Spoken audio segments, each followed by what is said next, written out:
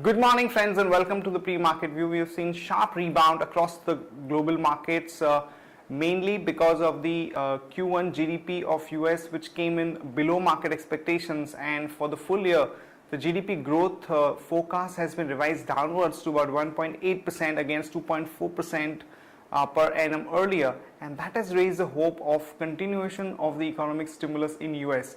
So US markets were up about 1%, even European markets were up about 1.5 to almost about 2%, and when we look at the Asian markets today morning, most of them are up anywhere from 1.2% to almost about 2%.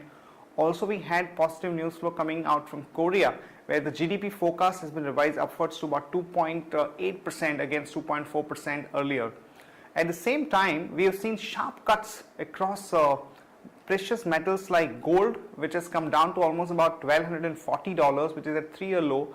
Even silver is down to sub 18 levels, and we've seen some weakness in the crude as well. And importantly, friends, our own INR has breached 60 levels against the dollar, mainly on account of the expiry session as well as the import of defense and oil imports led to this weakness in the rupee, which became actually the talking point and led to weakness in our own markets. And this time around, importantly, only INR is weakening against the dollar, whereas other emerging markets currencies are not so weak against the dollar, which is definitely quite weak from a sentiment perspective. Also, we have an important expiry day today, and to discuss all the important views and strategies, I would invite Shaival to take us through those ideas.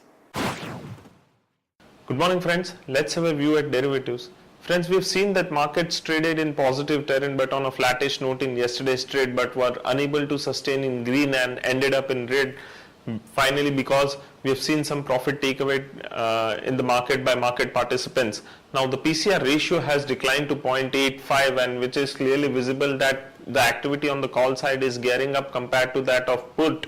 And the matrix is currently suggesting that 5,500 put option of current series as well as of next series has seen a good amount of activity taking place in the market.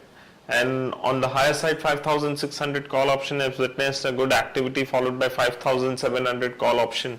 Friends, since today being an expiry day and SGX Nifty is suggesting an gap up opening, we feel that the expiry would conclude somewhere between somewhere in the range somewhere near the range of 5,600. It may be plus or minus 20 points, and overall bias for the market continues to remain negative. From intraday perspective, DV's lab looks positive, and one can go long with stop loss of 946.95. Thank you. Here are the important news and events that we are tracking today. First of all, RBI is likely to come out with a notification on the FDI liberalization, and they are going to allow indirectly some of the foreign companies to invest in sensitive sectors like defense, newspapers and satellite channels, where current FDI limits are not permitting them to invest, but indirectly through modifications they might be allowing them to invest in these sectors, which is basically a step taken to invite some inflows from the foreign companies to actually arrest the rupee fall. The third round of Spectrum auction will now happen only in September, as the meeting has been postponed.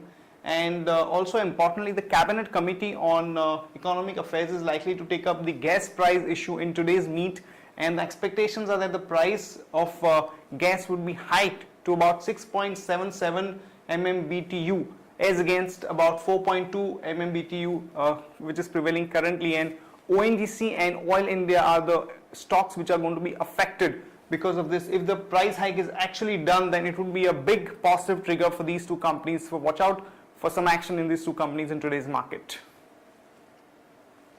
ONGC and Oil India are now eyeing for acquisition of the oil and gas assets in US and Africa. They've already acquired few assets in Kazakhstan, Azerbaijan and Mozambique, so they are on an acquisition spree.